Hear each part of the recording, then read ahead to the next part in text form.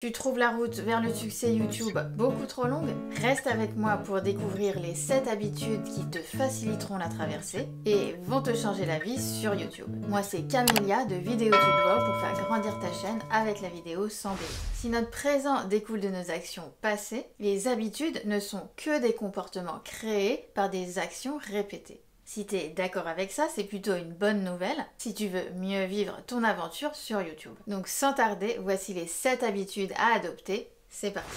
Habitude numéro 1. Se créer une réserve d'idées est indispensable si tu veux assurer en tant que créateur vidéo sur YouTube. Ça va t'éviter d'improviser des vidéos à la dernière minute. Ça te permet de créer du contenu plus cohérent sur ta chaîne qui va s'inscrire dans une thématique globale qui va au-delà de la publication de la vidéo de la semaine et qui va aider tes viewers à se familiariser avec ta chaîne, avec ton contenu et avec ton style. Tu vas bien sûr gagner du temps avec ton process de création vidéo en réfléchissant à l'avance aux idées, aux angles de tes vidéos et à la façon dont tu veux présenter tes sujets. Tu peux aussi mieux anticiper les besoins de ton audience en tenant compte de leurs intérêts et de leurs préférences pour créer des vidéos qui les intéressent plus. Donc si tu es créateur ou créatrice vidéo, prends l'habitude de noter tes idées pour les retrouver les jours où tu te retrouves devant ta page blanche. Et crois-moi, tous les créateurs passent par là. La prochaine habitude, c'est un réflexe qu'on a tous avec les progrès de la technologie, c'est utiliser des outils pour te faciliter la vie. Alors il y en a tellement sur YouTube qu'on peut facilement investir dans les mauvais outils, aussi bien en temps qu'en argent. Si tu commences tout juste sur YouTube, priorise d'abord les outils gratuits et ceux qui sont adaptés aux vidéos que tu veux réaliser. Alors travailler avec les bons outils, ça va t'aider à gagner du temps pour scripter, monter, filmer tes vidéos et produire globalement du contenu plus vite avec des outils qui auront des fonctionnalités intégrées adaptées pour les vidéos YouTube. C'est le cas par exemple des outils d'intelligence artificielle qui vont t'aider à générer des idées pour tes vidéos YouTube. Utiliser les bons outils, ça va aussi t'aider à te démarquer des autres créateurs sur YouTube avec des logiciels de montage ou des applications qui sont complètes pour avoir à portée de main plus d'effets, plus de transitions, plus de templates, pour créer ton style de montage unique et faire avec ces outils des vidéos plus engageantes et plus mémorables pour tes viewers. Et utiliser les bons outils, ça peut aussi t'aider à mieux analyser tes performances vidéo, pour regarder par exemple le nombre de vues, le taux de rétention d'audience, les commentaires, les partages sur tes vidéos, et pour mieux globalement comprendre ton audience et savoir ce qui doit être amélioré dans tes prochaines vidéos. Et j'ai fait d'ailleurs tout récemment une vidéo sur les outils must-have pour tout créateur vidéo YouTube et je te remets le lien de cette vidéo dans la description. On va passer à la troisième habitude, mais avant d'aller plus loin, je voulais savoir toi, quelle est l'habitude qui t'a changé la vie sur YouTube? Dis-moi en commentaire. Donc, en tant que créateur sur YouTube, c'est important de rester au courant de ce qui se passe dans ton domaine pour proposer du contenu pertinent à tes viewers.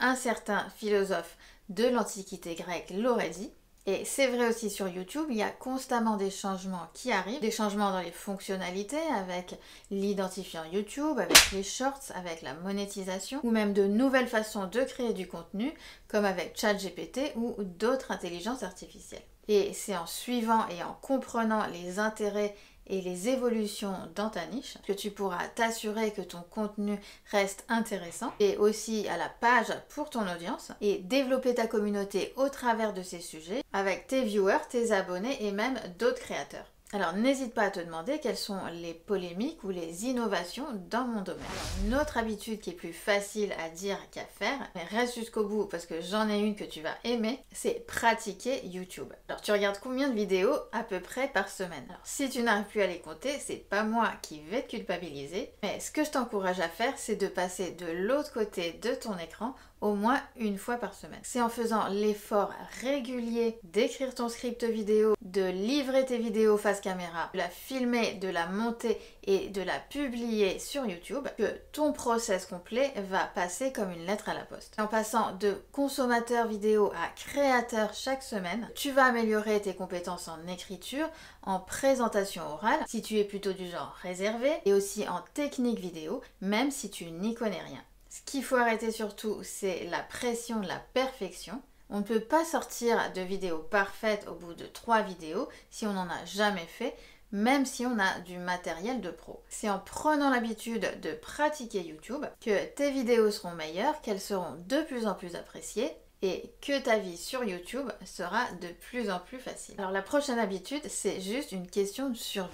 Quand on a commencé à produire des vidéos avec régularité, ça représente beaucoup de dossiers, de matériel qui prend de la place, des données qu'il faut stocker et aussi beaucoup de temps dans la semaine. Temps qui est d'autant plus précieux si tu es aussi entrepreneuse sur YouTube. Une habitude à prendre, c'est de bien s'organiser dès le départ pour s'y retrouver plus facilement dans ses idées, dans ses supports numériques ou papier, et aussi dans son agenda pour éviter de perdre beaucoup de temps et de se sentir dépassé. Alors je sais que c'est pas toujours possible, mais c'est bien de se créer un espace dédié, réservé à ton travail sur YouTube, où idéalement tu peux laisser tes affaires, ton matériel installé et les retrouver après. C'est bien aussi d'avoir des systèmes et des process pour trouver facilement ce que tu cherches et un planning bien défini pour pouvoir publier en temps et en heure tes vidéos, voire même arriver à les programmer.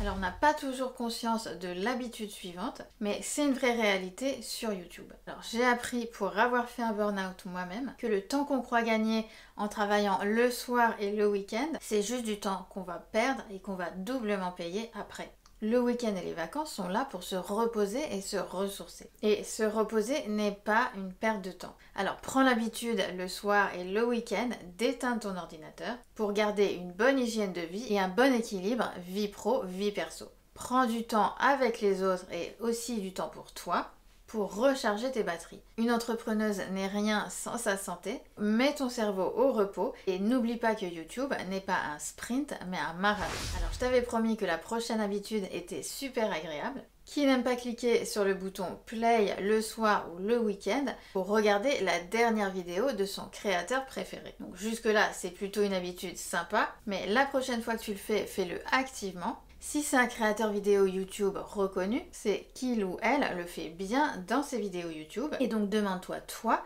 qu'est-ce que tu apprécies dans son style, dans son contenu. Le but n'est pas de copier, mais d'apprendre des créateurs et des créatrices plus avancés que soi et de s'en inspirer pour développer son propre style et sa propre voix. Alors maintenant que tu sais quelles habitudes adopter sur YouTube, ne sabote pas ta chaîne avec une mauvaise stratégie et donne à ta chaîne toutes les chances de réussir en cliquant ici.